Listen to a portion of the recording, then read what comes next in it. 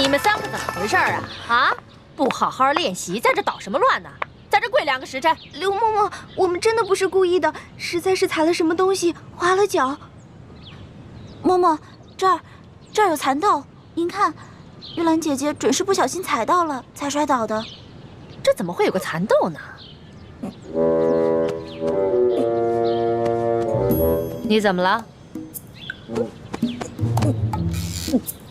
说话呀！啊，我刚刚噎着了。好端端的，你为什么噎着了？刚才口水没倒过来，一下子噎着了。口水没倒过来呀？这个周围全都是你嘴里的蚕豆味儿了，还想蒙我？手拿过来。我什么都没有。手拿过来。我真的什么都没有。刘嬷嬷。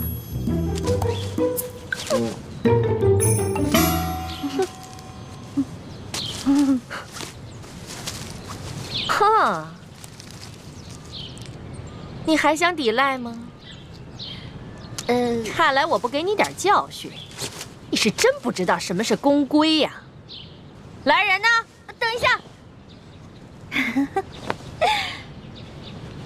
刘嬷嬷，您忘了，我呢可是中堂大人的。什么人违反公规都要受处罚？你以为我到现在还没回过味儿来吗？其实刚才我就想明白了，中堂大人怎么会派你这么一个不知道天高地厚的野丫头进宫来呢？你既然那么嘴馋，又担心挨饿，那我就罚你今天闭门思过，谁都不许给他吃喝。什么？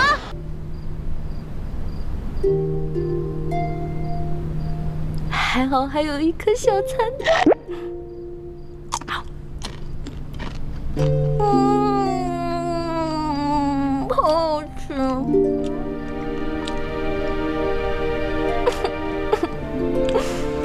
但是还是好饿呀，我要饿死了，饿死人了，饿死人了！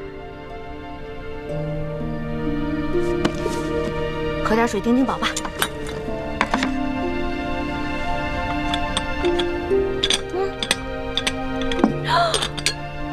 不是吧？啊！哎呀，好饿呀！好饿呀！饿死啦！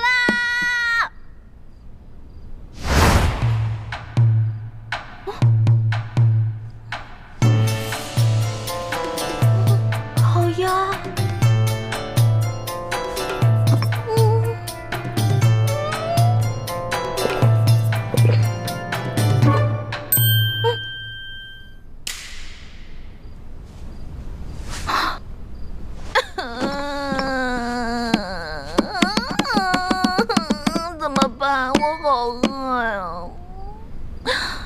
才进宫我就要饿死了，也不知道猪哥哥找没找到龙小弟。龙小弟啊，你在这宫里的位置到底高不高啊？能不能帮我压住刘嬷嬷呀？哎呀！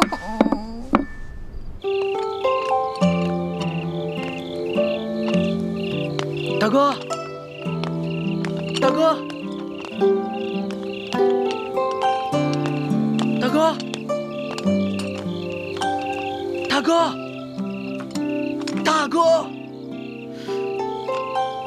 不是约好了在这见面的吗？人呢？会不会是刚进宫找不到路啊？哎，不对不对，他那么聪明，怎么可能呢？难道是出什么事了？大哥，大哥！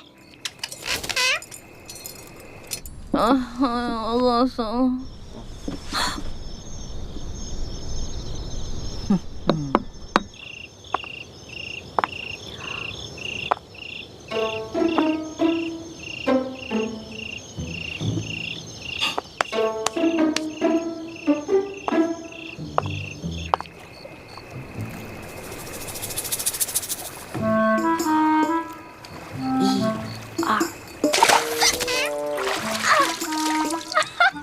终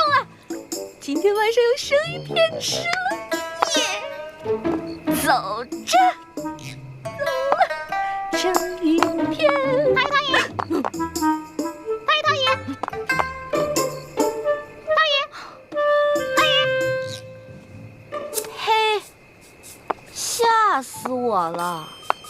哎呦，原来是你这个鬼东西在这装神弄鬼啊，吓我一跳！你还说是不是？行，看我怎么教训你！哼，让你知道我的厉害！嗨，你师傅没教过你吗？祸从口出，被我逮着了吧？走！哟，哎呀，进宫就要少说话，多做事，知道吗？不要像我一样叽叽喳喳的，聒噪。不许再说了啊！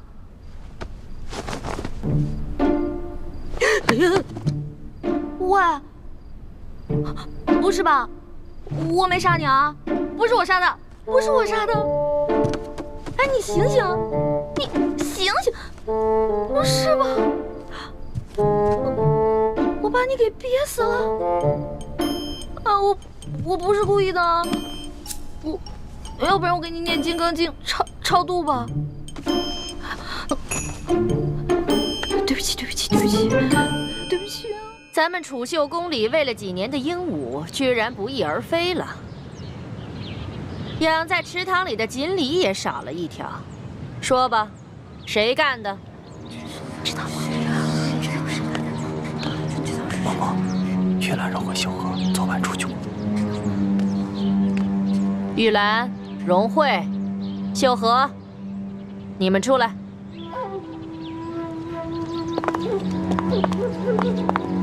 昨天晚上，有人看见你们离开住处出去了，去哪儿了？秀禾妹妹半夜要小姐，夜里黑，她一个人害怕，我和荣慧陪她去的。只是去小姐，那有没有在回来的路上，顺便偷个鸟、抓个鱼什么的？嬷嬷明鉴，我们哪敢在宫里偷东西啊？可是除了你们三个，就没人离开过房间。不是你们还能是谁？来人，把这三个给我拖下去掌嘴，打到招了为止。嬷嬷饶命啊！嬷饶命啊！饶命啊！饶命啊！慢着，昨天除了他们三个，还有人离开过房间。谁？我。你？我昨天不是罚你闭门思过吗？你居然敢偷偷跑出去！是啊，我闭门思过了。我一天没吃没喝，但是我总得拉撒呀。其实我早就怀疑你了，只不过是因为没有证据，我不便发问。这批秀女里边就属你胆子大，准是你昨天饿了一天，又打起那鱼鸟的主意了吧？哎，你有什么证据证明我拿了你的鱼跟鸟呢？捉贼得拿赃啊！我有没有冤枉你呢？我自然会查清楚的。不过这储秀宫呢，夜里会落锁，外人进不来，里面也出不去。我还就不信了，你能把那鱼骨头和鸟毛一块儿给吃了？来人呐，给我搜！这，哼，老东西，我就不信你能搜得到。对不起啊。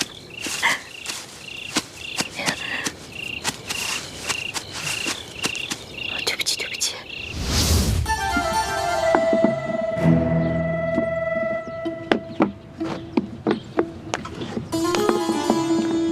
刘某某没有。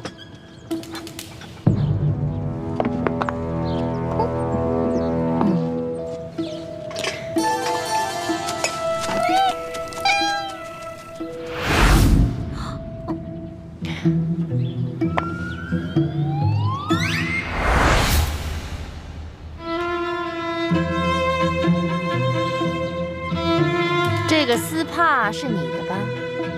人赃俱在，还想抵赖吗？您看看，您看看，这被发现了。不过是这样的，昨天晚上啊，我是路过，我就看着这只鹦鹉想偷吃那条鱼，我就想着赶紧制止啊，我就拿我那个丝帕往它脸上一捂，没想到它就死了。到这个时候了，你居然还这么嬉皮笑脸的跟我口吐妄言呢！本来我今天就想打你20大板的，看你如此顽劣，胆30。这，哎，等一下，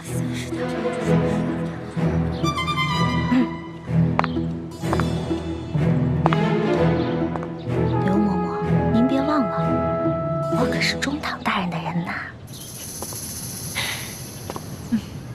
我要是连你这个鬼话都信，那我岂不是白活了这么多年？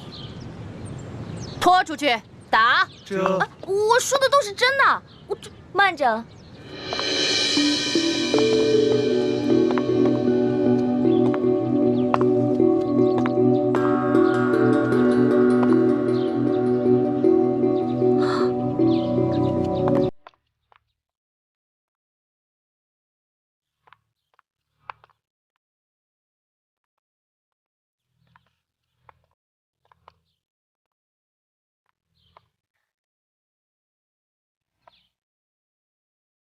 刘嬷嬷，可否借一步说话？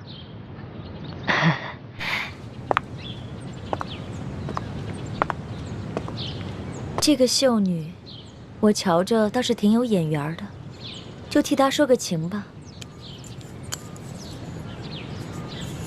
昨儿个皇上赏赐我很多珠宝玉器，只是这个镯子我戴着太大了，想来这大小啊，正适合嬷嬷你呢。哎呦，那就多谢厉贵人赏赐了。今天这事儿就看在厉贵人的面子上，我就不追究了。那就多谢嬷嬷了。这个秀女有些不懂规矩，不过长得嘛倒是挺可人的。嬷嬷不如把她交给我，我来替嬷嬷好好调教调教。厉贵人，你亲自调教，那自然是易小主的福分了。易欢，还不谢过厉贵人？易欢，谢过厉贵人。皇上有旨，宣易欢姑娘侍寝。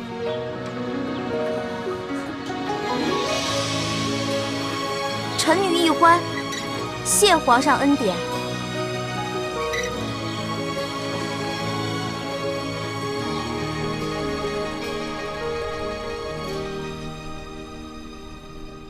清晨的风吹如花，落入尘世的繁华。爱迎来卷风沙，恨不过一生的牵挂。愿做他掌上的明珠，献上我纯真的祝福。你爱照我心，献情礼物，留下不悔的情愫。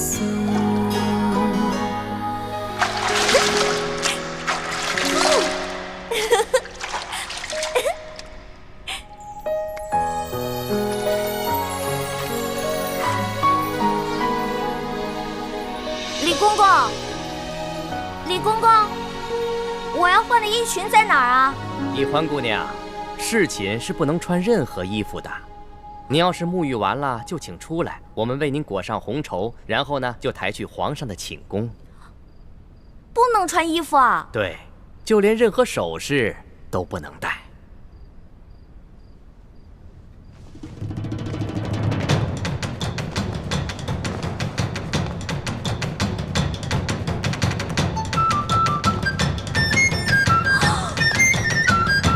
那你别进来啊！出去，出去，出去！你们出去！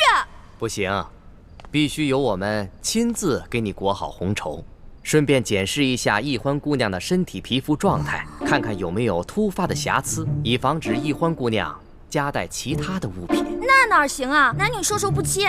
要不这样，你们先出去，等我穿好了叫你们。敬事房太监主要负责皇上和后宫所有嫔妃的房中之事。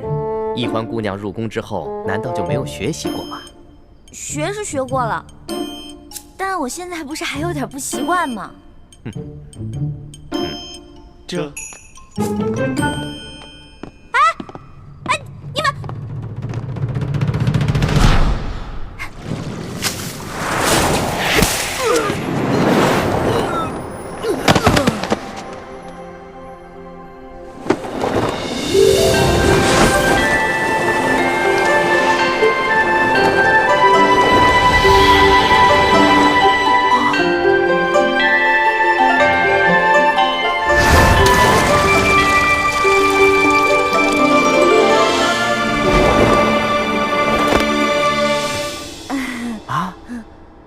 欢小主，你居然会轻功！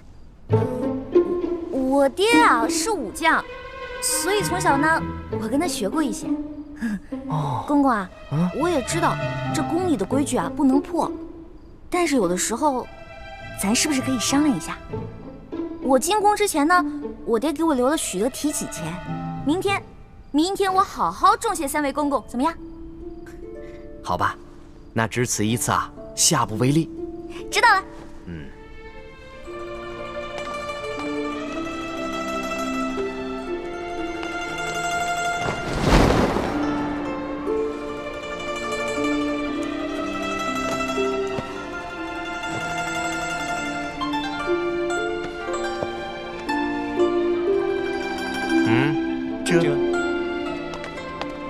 哎，那个公公，我把那个丝巾拿一下，我的丝巾，我的丝巾，我的丝巾！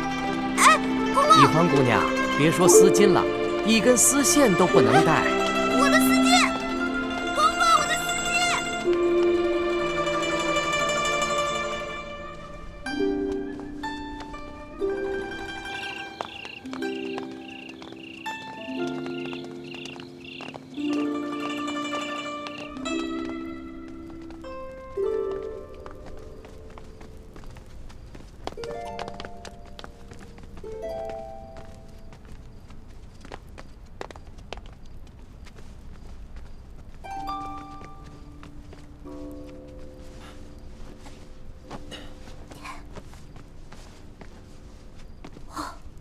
易欢姑娘啊，一会儿皇上可就来临幸你了，可千万不要忘了之前学过的规矩哦，好好的侍奉皇上。好，挂帘子。这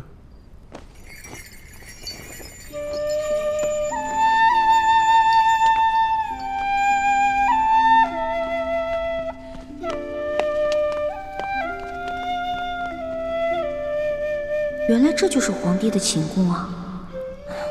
也不知道龙小弟究竟和康熙那个小皇帝说好了没有？朱哥哥给我准备的丝巾没有了，万一这小皇帝临时起了色心，假戏真做了，那可怎么办啊？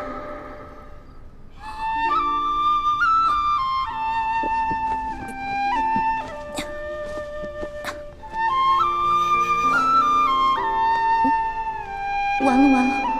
朱哥哥要是看到我穿成这个样子，肯定会气个半死。要不，趁这个小皇帝还没来，我赶紧溜了吧。万一那个小皇帝怒了要砍我的脑袋，那龙小弟肯定会帮我求情啊。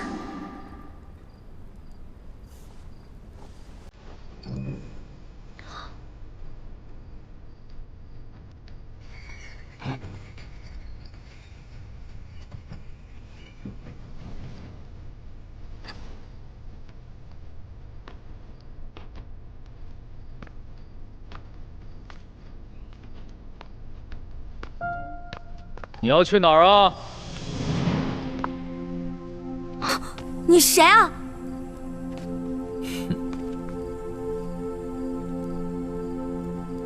除了朕，还能有谁啊？你是皇上？你是皇上，为什么要戴面具啊？朕喜欢在临幸后宫嫔妃之时，玩一些有情趣的小游戏。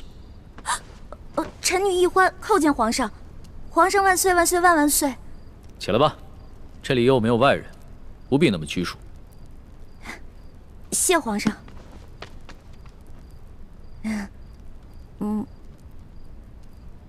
皇上，原来您这么和气啊！我一直……不，说错了，臣女是臣女。没关系，这里没有外人，朕允许你自称我，这样说起话来才更自在。对了，你刚刚要去哪儿啊？我刚刚觉得这屋太黑了，我打算出去找几盏灯，拿回来点一下。朕在就寝的时候啊，喜欢光线暗一些。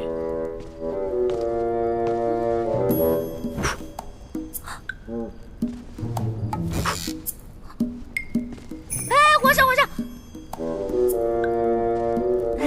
您别把最后一盏灯也吹灭了，我怕黑。别怕，有朕呢。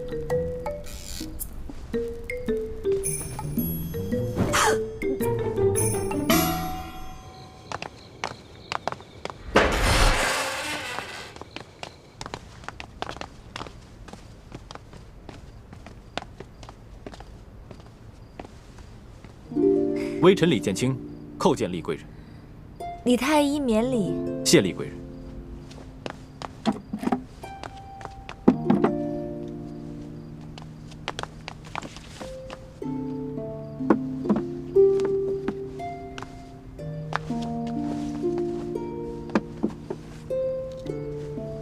有劳厉贵人。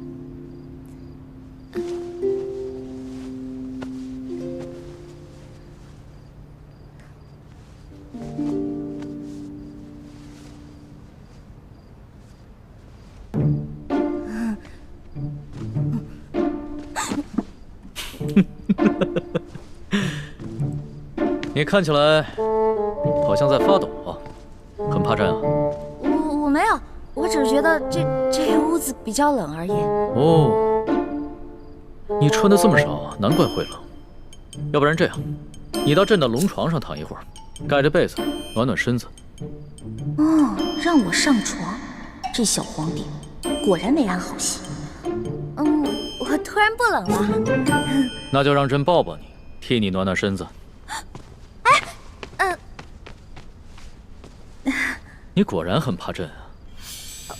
可是朕听龙三说过，你的胆子一向很大，你在他面前提起朕来，那可是从来都不怕的呀。皇上，我不是怕你，我就是怕你离我太近了。咱不是说好了的吗？朕和你说好了什么呀？不是我跟您说好的，是龙三跟你说好的。您忘了，咱们这次只是将计就计，您假装宠幸我，为了博取鳌拜的信任啊。今天晚上的事情是假的，不是真的。朕确实是和龙三定下了这条将计就计之策，只是这漫漫长夜，何苦虚度？咱们也不必演戏了，就让朕真的信了你。再说了，这全天下又有哪一个女子不想做朕的女人呢？皇上，这天下女子也不尽是贪图荣华富贵之辈啊。对大多数女人来说，她们与其与这个后宫佳丽3000争宠，不如找到一个白头偕老、心心相印的有情人。那唐代鱼玄机就说过呀：“易得无价宝，难得有情郎。”朕自13岁大婚以来，还从未有人跟朕说过这样的话。皇上，您生气了？你不会砍我头吧？你当朕是杀人狂魔吗？动不动就随便砍别人的头。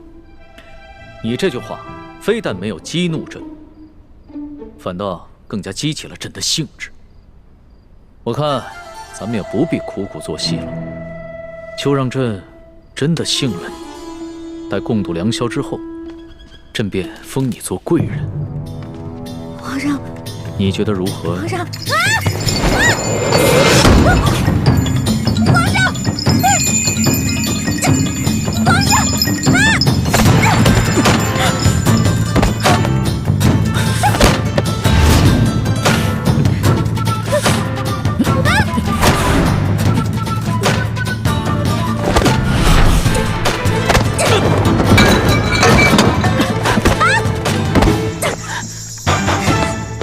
皇上，谁让你们进来的？启禀皇上，奴才见到殿内没了灯光，又有打斗之声，还以为来了刺客，所以赶紧进来护驾。刺客？什么刺客？哪有什么刺客？没有朕的旨意，谁也不许进来。这……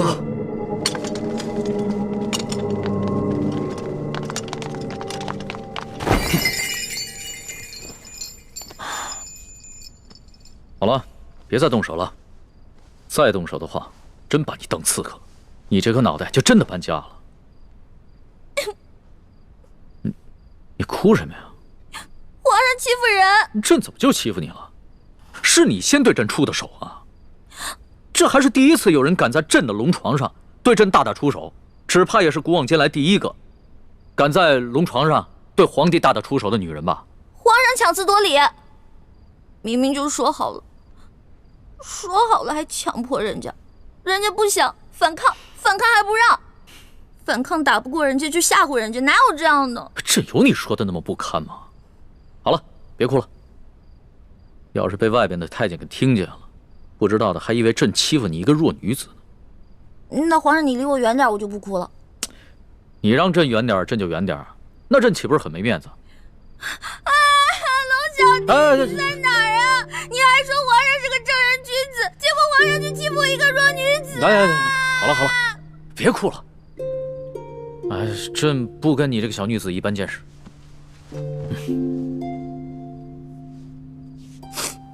去找太医院的当值赵方抓药，我还要留下来给丽贵人扎针。是。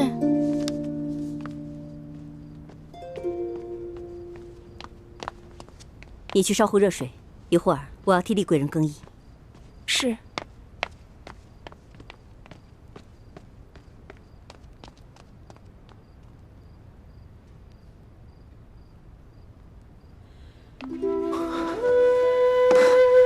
雪师妹，大师兄，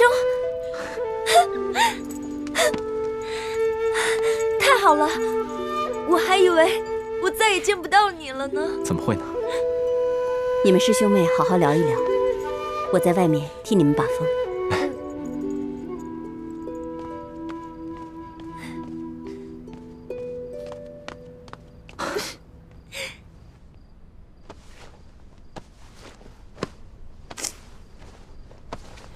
你找什么呢？我想找个手巾擦擦脸。这龙床上哪有手巾啊？朕也不想传太监打扰我们。哎，你又想干嘛？放心吧，朕不会动你的。朕堂堂天子，一言九鼎，给你擦个眼泪。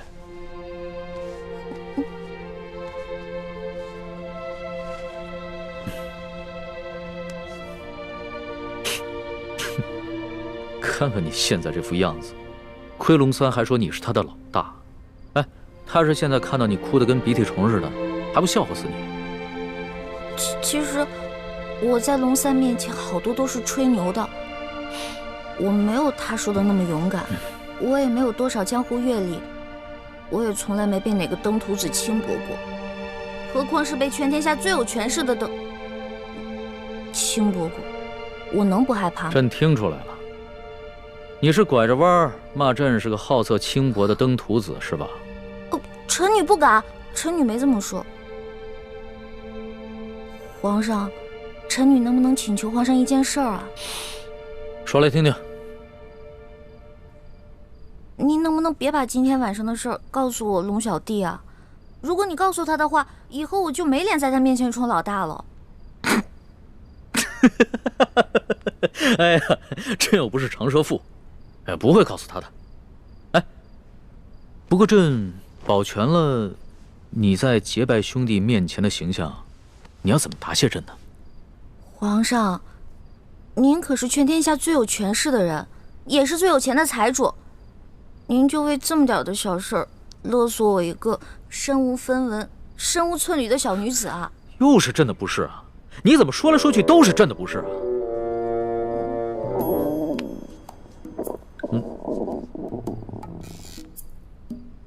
什么声音？是我肚子叫。我今天晚上实在太紧张了，所以没有吃晚饭，现在特别饿。朕想起来了，你最大的爱好就是吃。龙三跟朕说过，你现在在替朕办差，朕也不能让你饿着肚子。说吧，想吃什么？谢皇上，我想吃烤鸭、炸虾丸子、蒸乳酪，还有黄焖小羊排，还有素八碟、珍珠翡翠羹、水晶包子、豌豆黄，再加一壶桂花酿。哎，皇上，你怎么知道我喜欢吃什么呀？这个是龙三跟朕说的。龙三跟朕说呀，你们两个头2次见面的时候啊，你都在跟他抢吃的，朕听着有趣儿，所以印象也就特别深刻。这个龙三，以后再也不理他，怎么把我什么都告诉人家？朕可不是人家，朕是皇上。来人，掌灯，传膳。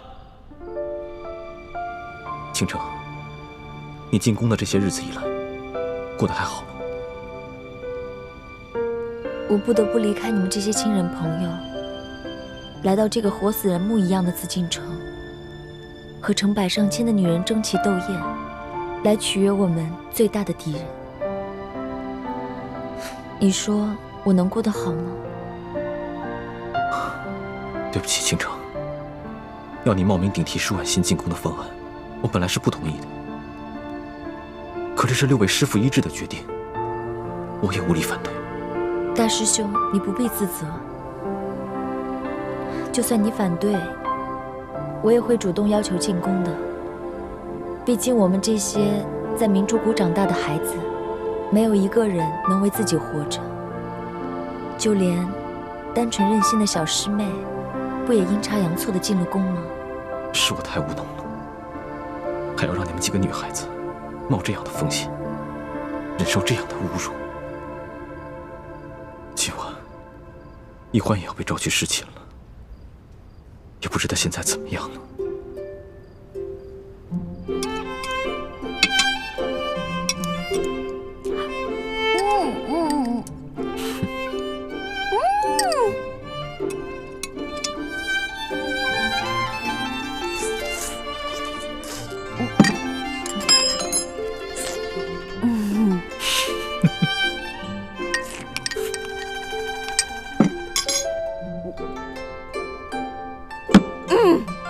饱啦。吃好了。谢皇上恩赐。撤掉吧。这。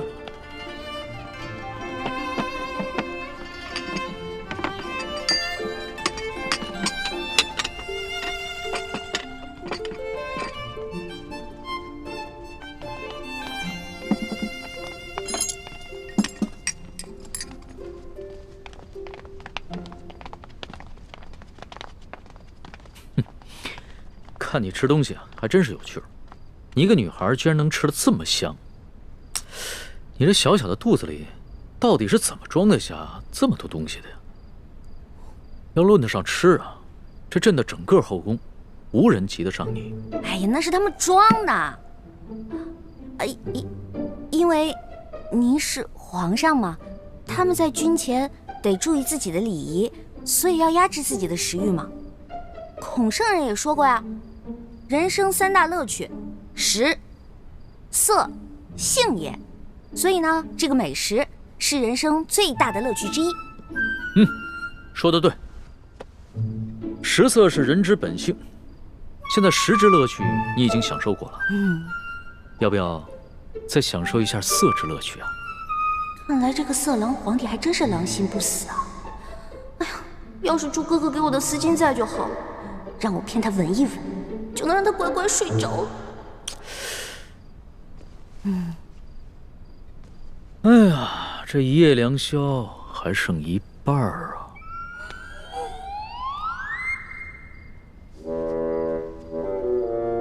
你要不要到朕的龙床上休息一下？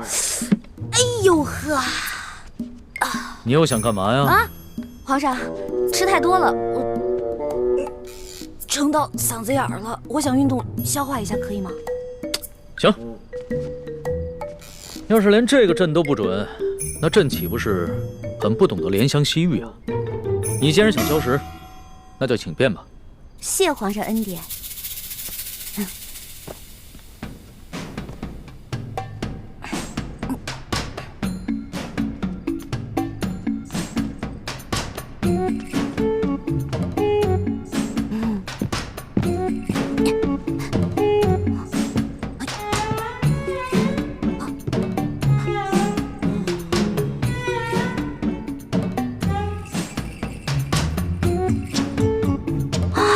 色狼皇帝还真是耐心啊！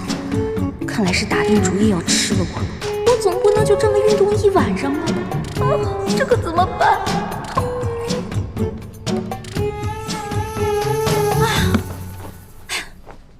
累死我了！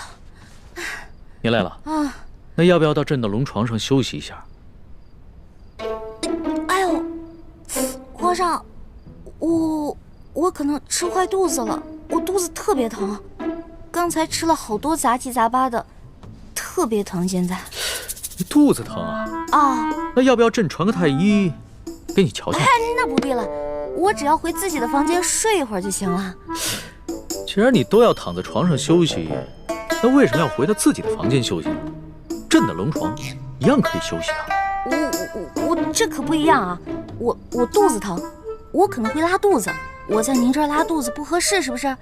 我得保持在您面前的仪态，所以还是让我回去吧。你要是真吃坏了肚子想方便，那朕的寝宫里面也有金逆桶，你用吗？我方便在您这儿，哎，不合适。皇上，您可饶了臣女吧。人食五谷生百病，吃喝拉撒那都是正常的事情。要是连这个朕都接受不了，岂不是有违人伦？哎，你别紧张，要是真吃坏了肚子，你就在朕这儿方便，朕不介意。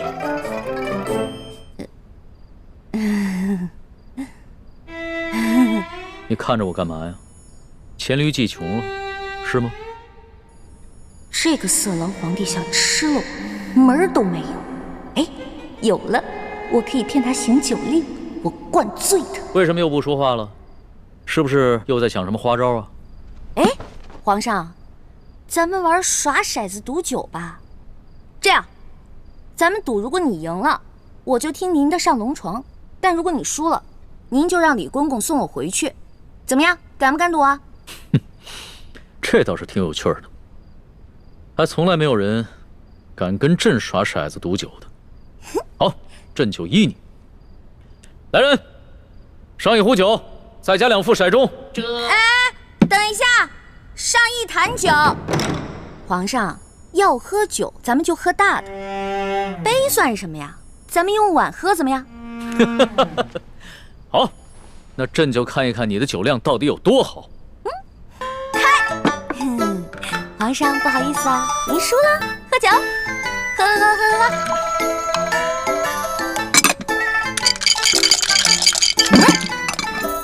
皇上输了，接着喝。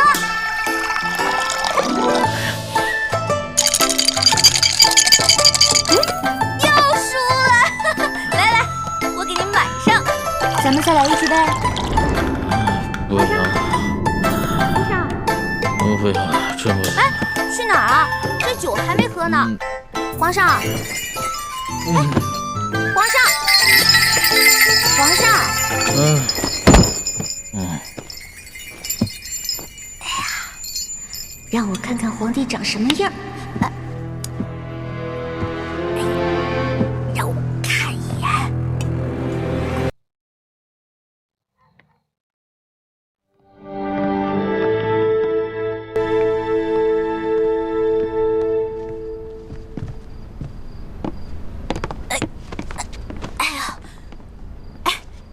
李公公，今天多亏了您了，拿着吧，拿着吧。易欢姑娘，你可真是大方啊！哎，今天我看皇上对待易欢姑娘，比封了正位的娘娘还要特殊。易欢姑娘日后一定能够飞黄腾达。哎，多谢李公公了。这假如以后皇上再传我侍寝的话，还得有劳李公公多多照顾，小小诚意，小小诚意啊！等我以后飞黄腾达了，少不了你的好处。好说，好说。易欢姑娘，这时候也不早了，快歇着吧。好嘞，好嘞，我走了。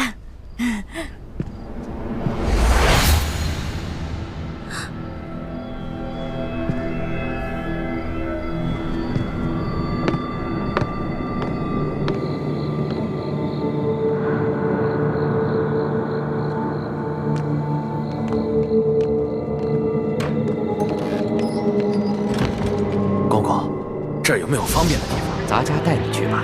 哎呦，那有劳公公了。原来这个李公公就是鳌拜埋伏在皇上身边的内线，那他肯定早就得到了鳌拜的指示，所以才会不动声色的关照。别怕，是。你怎么穿成这样？朱哥哥，你怎么来了？那康熙有没有碰你？我刚才去见了倾城才知道，原来这宫中给皇帝侍寝，居然要脱光，再由太监用红绸裹着送到龙床上。你没事吧？哎呀，我没，哎呦，我当然没事了。真的没事？听倾城说，侍寝的时候连一根丝线都带不进去，我给你的蒙汗巾肯定也带不进去吧？嗯，那你怎么应付的？嗯，我就不信，那康熙看到你这个样子，他会不动心吗？他刚开始是有点动心，对我有点动手动脚的。不过我后来跟他提龙三了，我说我们这是假戏，不能真做。后来他就没怎么样了。真的？真的。朱哥哥，你要是再怀疑我的话，那我可生气了。对不起，欢梅，是我错了，我相信你就是了。这次是我太大意了。如果那康熙再找你侍寝，我得赶紧想一个法子，确保万无一失。哎呀，朱哥哥，你先别着急嘛，我有重要的事情要告诉你。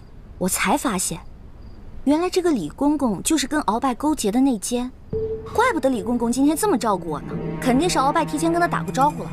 原来李公公就是鳌拜埋在康熙身边的棋子，此事万万不能让康熙知道。为什么呀？如果我们跟龙三说了，让他汇报给康熙，不光龙三能立功，还能得到好多奖赏。我们可以拿着这些钱去买好多东西，分给谷底的兄弟姐妹啊。欢妹，你又犯傻了。我们这次来紫禁城，可不是来敛财的，我们的目的是要挑起康熙跟鳌拜的内斗。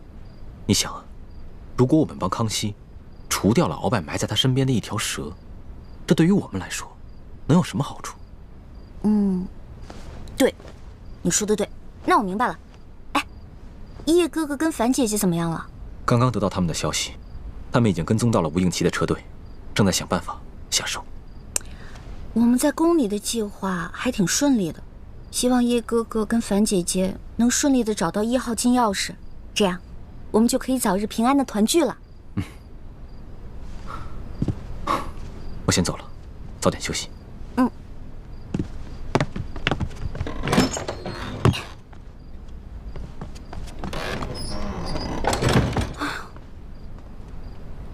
折腾了一晚上，也没看到那个小皇帝长什么样。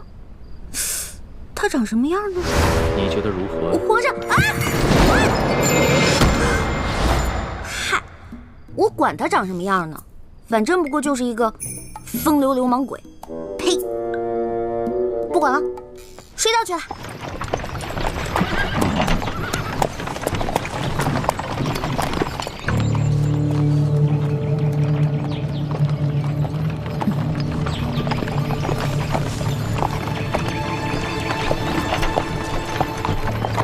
这次押送有利帝的遗物进京，吴应奇并没有派兵大张旗鼓押运，而是让手下的兵士全部都假扮成镖师，押镖进京。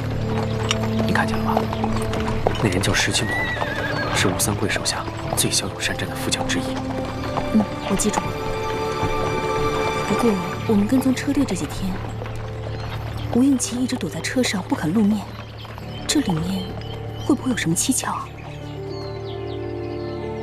应该不会吧？我们在平西王府的内线是亲眼看着他护队出发的。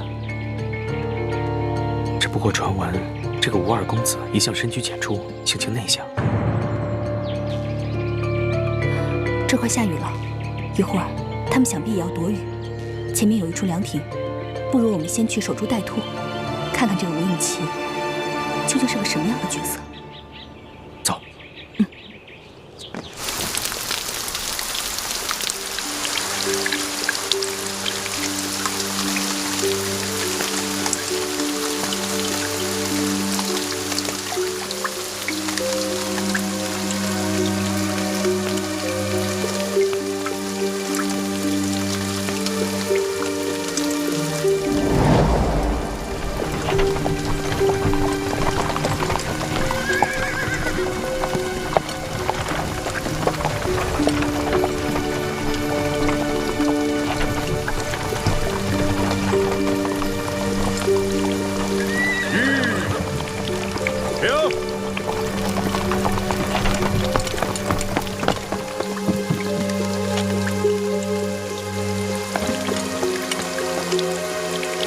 二公子，前面有座亭子，咱们到前面避避雨，休息休息。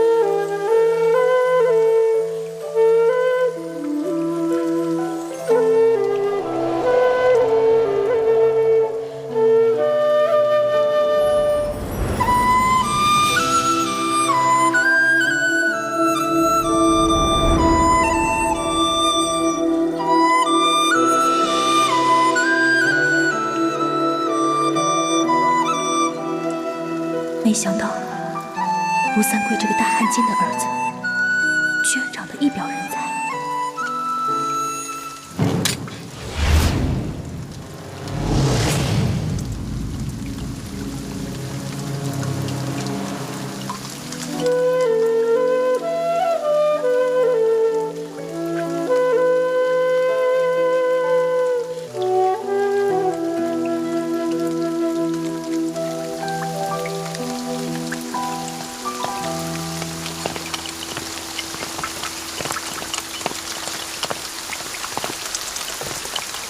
二位，赶快离开这里，我家二公子要在这里休息片刻。哼，这位镖头，这亭子又不是你们的私有之物，更何况是我们兄妹先到，你们后来，凭什么赶我们出去？哎，石镖头，不得无礼。既然大家都在一个亭子里避雨，那么大家都是有缘人。这个亭子这么大，我们各站一边就好了。这位兄台，麻烦你也把剑收一下吧。石镖头言语莽撞，我替他向二位赔个不是。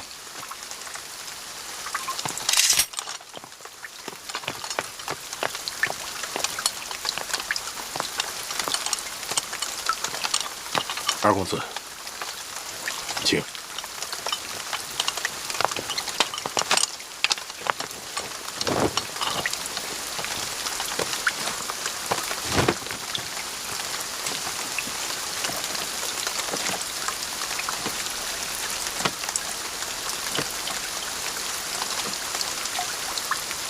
原来这吴二公子是个儒雅书生，那就容易对付了。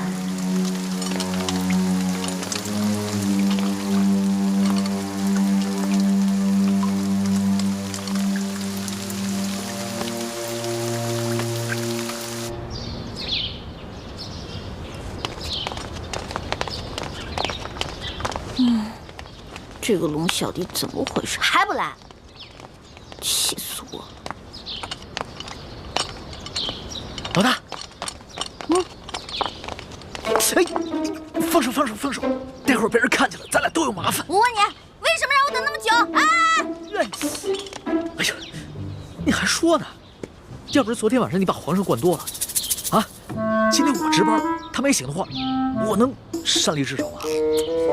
哎呀，那个小皇帝啊，真不行，非要跟我喝酒玩骰子，我几下直接倒了。知道我是谁吗？我可是赌遍全乡无敌手啊！他能玩得过我吗？直接被我撂倒。小弟明白了，这个老大不仅武功比小弟高明，这别的本事也比小弟高明。那是，不然怎么做你老大呀？来，啊，过来，说句话。臭死了！怎么浑身酒味儿啊？没有吧？我有酒味吗？我早上漱口了呀。昨天晚上偷着喝酒啦？对啊，我跟我几个好兄弟啊，在喝酒，又在拼骰子，输了不少钱呢。我输了多少啊？反正啊，这大半年的俸禄是没了。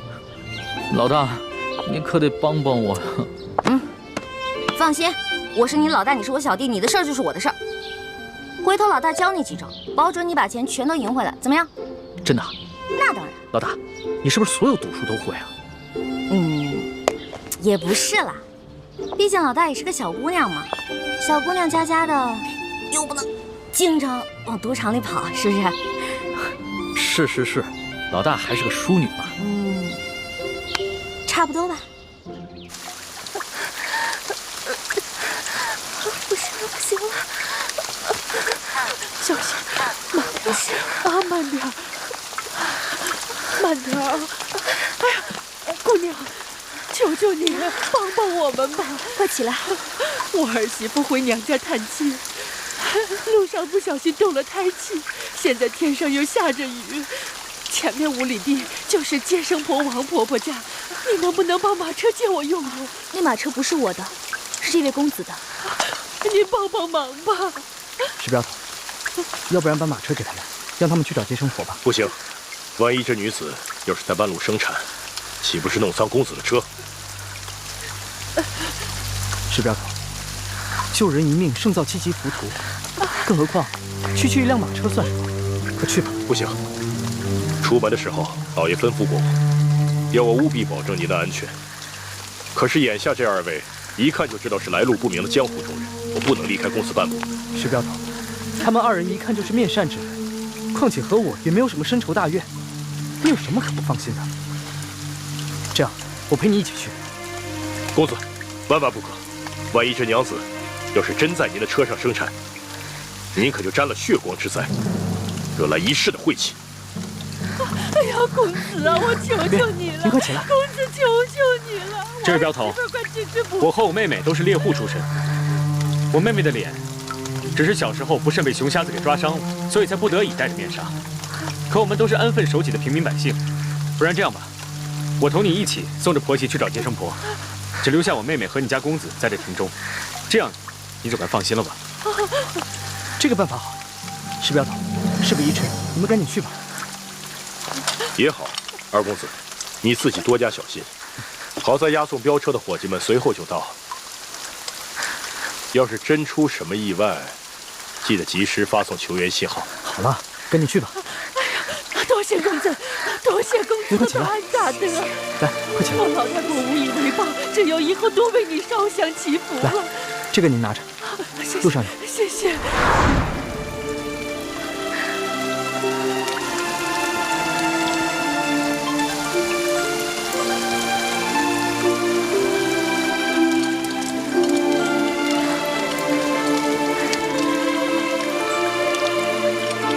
你跟我走，剩下的兄弟们留心点。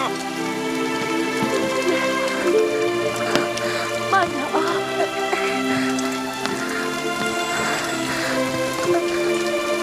慢点啊！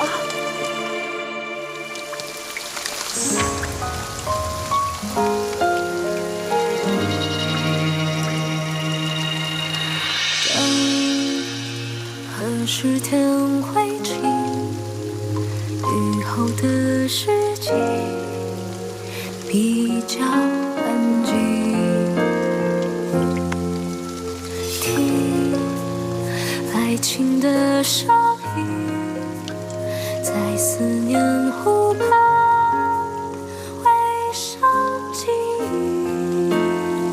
轻缠一波，曾经忘我的心久久不能平静。梦何时才会清醒？醒来之后只想看你的眼睛。我在黑夜等你到黎明，我在这里，你在哪里？思念无来及，今夕何夕？许过的愿还留在天边，心里的白发又平添。过一天多谢公子。姑娘，我看这雨一时半会儿也不会停，伞你还是自己留着吧。那就多谢公子了。姑娘，请。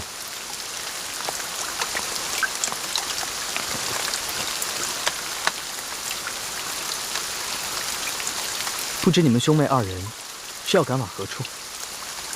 我们兄妹2人准备前往京城投亲，只是这一路上路途遥远，盗匪众多，不知能否平安到达。不瞒姑娘，我这一车货物啊，也是赶往京城。若你们兄妹2人不嫌弃的话，我们可以一路同行。那就多谢公子了。在下吴应奇，家住昆明，敢问姑娘芳名？我姓叶，双名倩影。叶倩影，这名字真好听。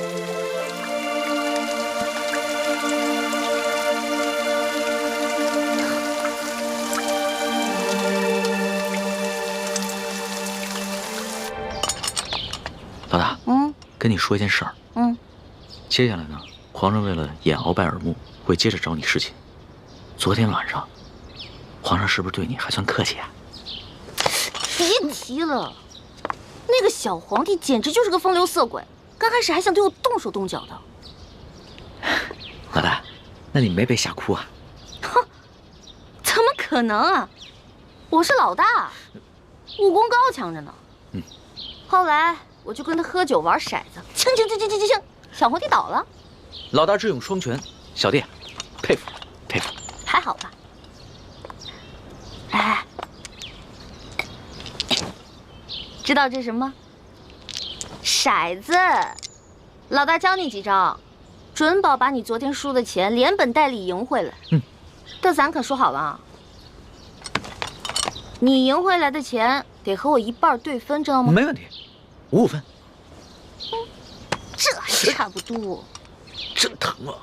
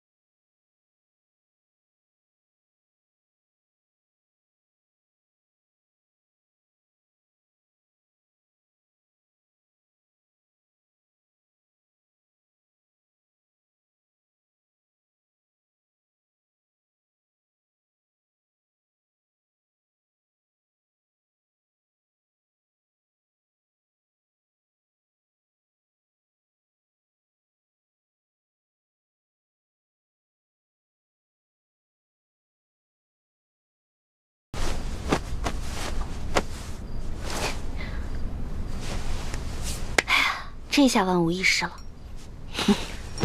什么万无一失啊？皇上。没什么。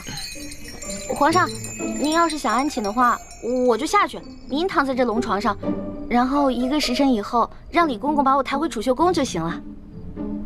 朕还不到2更天呢，朕还不想睡觉。说吧，今晚想吃一些什么？不瞒皇上说，昨天吃太撑了，结果今天积食一天，什么都吃不下。你要不要朕选个太医给你瞧瞧啊？不用了，宣太医又得吃药，我这从小到大吃药，我都害怕了。我看你这活蹦乱跳的，也不像有什么病症，为什么从小到大要吃药啊？我不有一个头疼的隐疾啊，这病起来吧，简直要人命。我爹呢，从小给我找了好多郎中，所有郎中都说无药可治，只有一个郎中说可以治，但是他说的是个偏方，而且这个药引实在太难弄了。什么药引这么难找？你告诉朕，朕给你找。谢谢皇上，还是算了吧。算什么算？快说。这个药引就是龙珠。龙珠？什么是龙珠啊？就是皇上的眼泪啊，是您的眼泪啊。不过您是皇上，您是天子，您怎么可能为我流泪呢？那这就有点难办了。说实话，朕从小长大，除了8岁的时候，父母双亲轰逝以外，还从来没有掉过眼泪呢。没事儿，这只是个传说，奴婢都不放在心上，皇上就更不用当真了。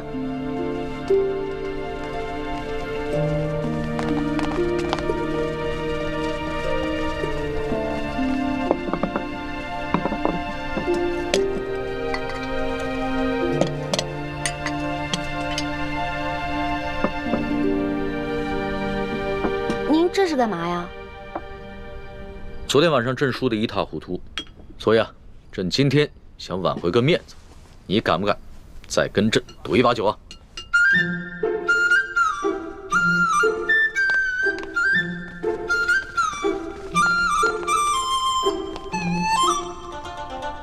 可以啊，不过到时候皇上输了可别赖账啊。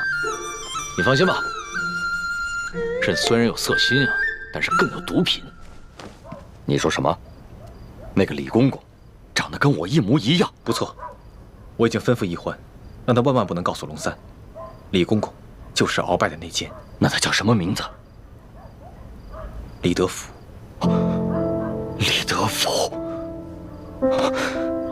他的耳朵后面，他的左耳后，是否有一颗黑痣？不错，义父，你怎么知道李公公的左耳后有一颗黑痣？真的有颗黑痣吗？义父，你怎么了？德福，没想到，义父，没想到，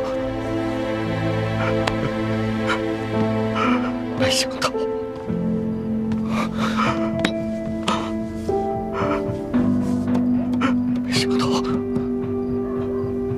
没想到他还活着。义父，他还活着，而且他还进了紫禁城，当了大内总管。义父，这李德福李公公，他就是我的孪生兄弟呀！什么？李公公是你失散多年的亲弟弟？不错，我们两兄弟本是陕西贫寒农家之子，我叫李德禄，我的亲弟弟就是李德福。李定国是我成年以后自己改的名字。10岁那年，家乡遭了病灾，我的父母就死于乱兵之手。我和我这个孪生兄弟就成了孤儿，颠沛流离，不知所居。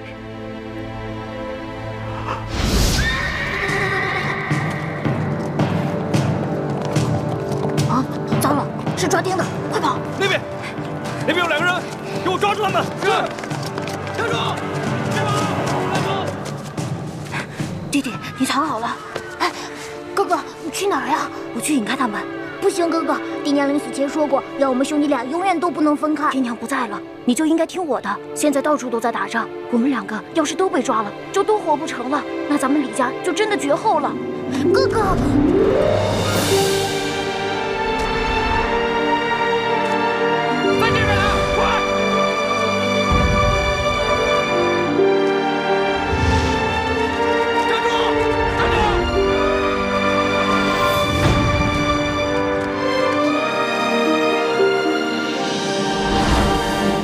为了保护我弟弟的命，我拼着自己的性命不要，去引开军兵。后来，我被张献忠的部下掳走了。张献忠见我体格健壮，就将我收作义子，从此跟着他南征北战。而我这个弟弟，我苦苦的追寻找了他多少年，却始终下落不明。我本以为他早已经不在这世上了，可是没想到，他居然进了紫禁城当了太监，如今更是成了鳌拜的爪牙。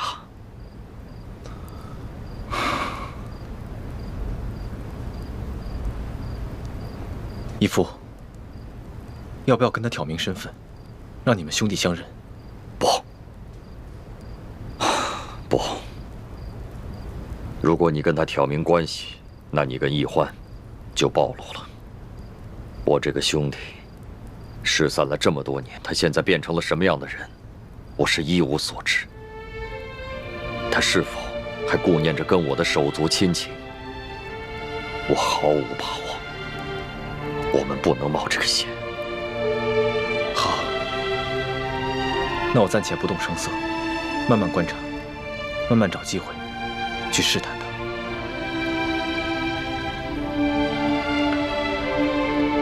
哦，对了，这件事情你不要告诉易欢，他个性冲动，不怕他沉不住气。义父放心，孩儿知道分寸。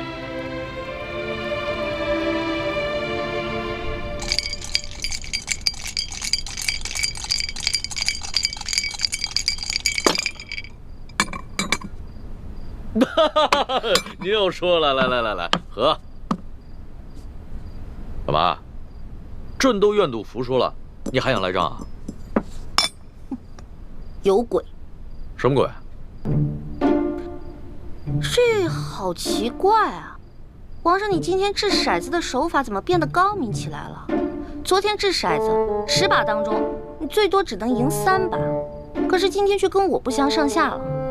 朕今儿个下午找了几个会玩骰子的侍卫学了一下，朕是天子，天资聪颖，学什么东西一学就会。可是你这掷骰子的手法，我怎么看着这么眼熟呢？是不是龙三啊？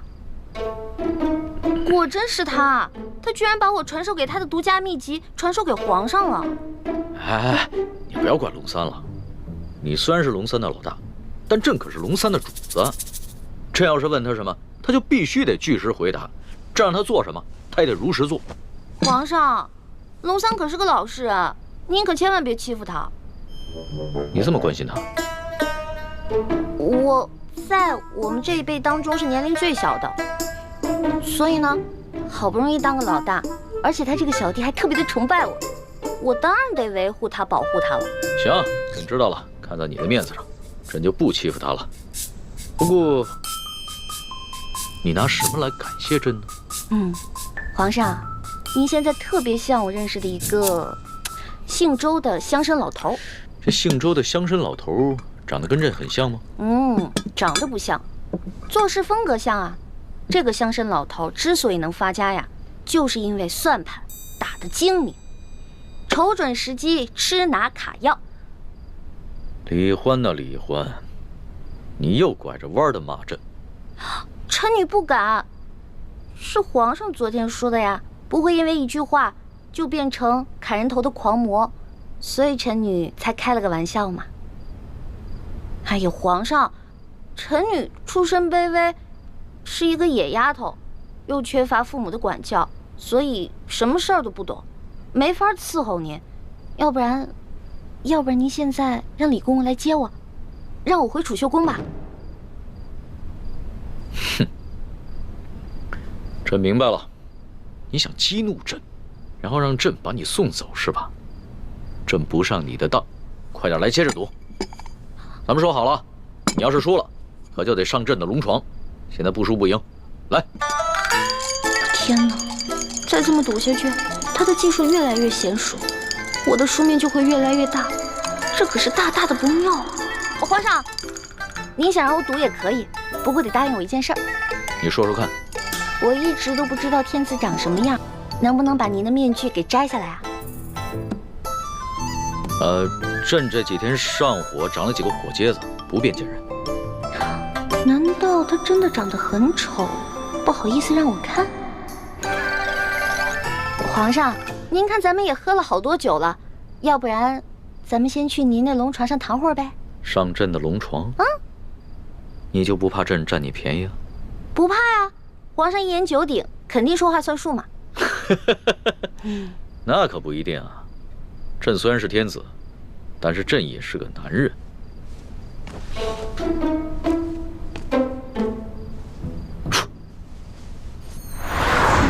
哎，你不是很怕黑吗？有皇上在，奴婢就不怕黑。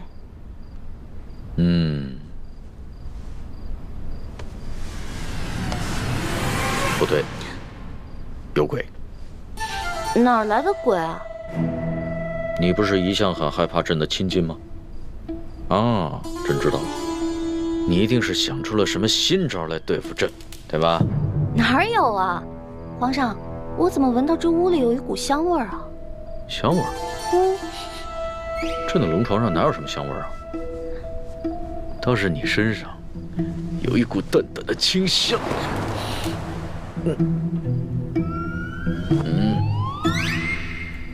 皇上，皇上，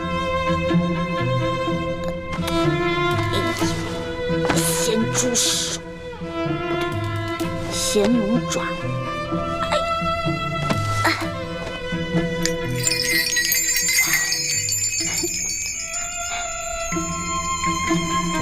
不对啊，我这么着急拉铃干嘛？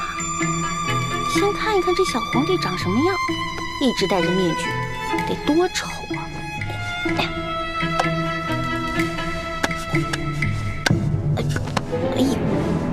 我的天哪！皇上已经安歇了，小主该回去了。等一下。哦。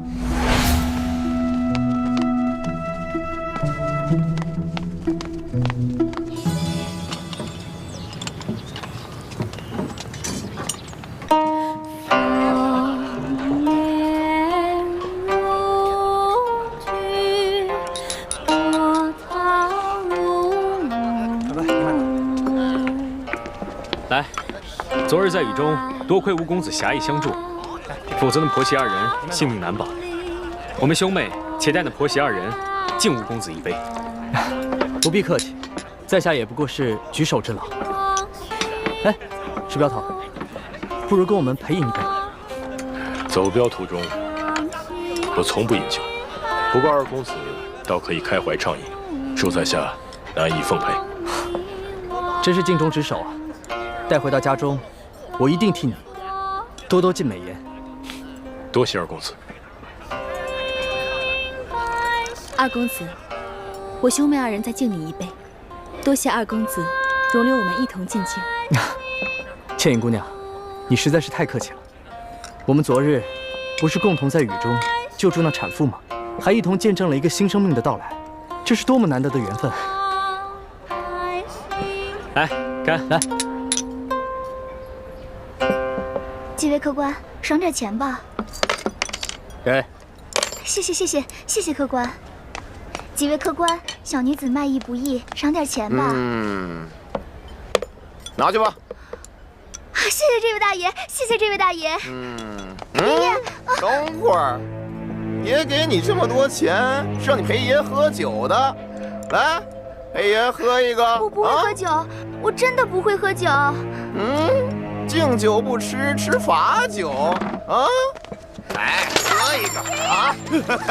公子爷，喝吧啊！使不得呀！公子爷，公子爷，公子爷，我这孙女啊，我们就是卖艺，不陪酒啊，把钱还给人家。赏的银两我们无福受用，您收回吧。我呸！本大爷打的赏，能往回收吗？你个瞎老头！我告诉你，今天我不但让你的孙女陪酒，晚上我还让她陪我过夜呢。使不得呀！去你的！过来过来，你管他干什么你？过来吧！光天化日之下调戏民女，还有没有王法了？哟，这位姑娘，别看蒙着面，仔细一看还挺水灵的嘛！啊，不错不错，正好他还没。石镖头，注意分寸。那不如这样吧，卑职明白。你替他陪大爷玩玩。留着干什么？给我杀！杀！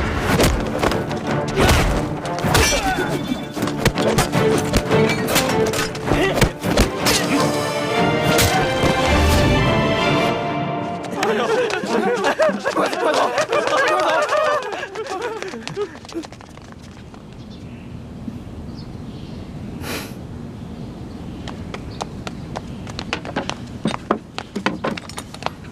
老人家，快起来！那些坏人都已经走了。哎呀，这把琴呢，跟了我50年了，没想到今天毁于一旦了。老人家，您将古琴给我看看，说不定我能修好。公子爷，你会修琴？实不相瞒，在下自幼学琴，所以对于修琴也略懂一些。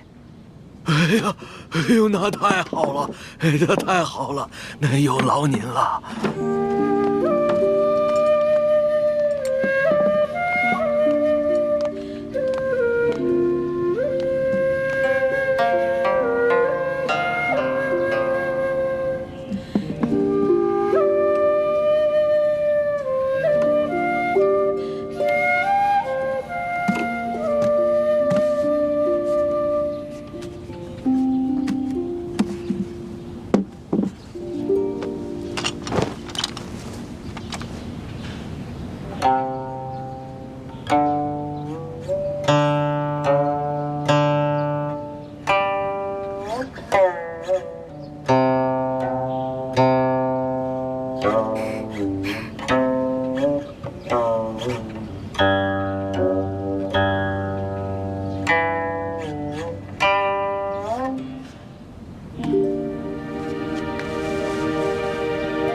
老人家，这琴已经修好了。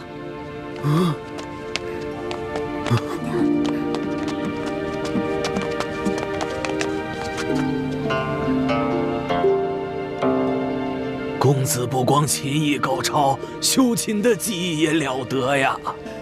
太感谢您了。不敢当，前辈您过奖了。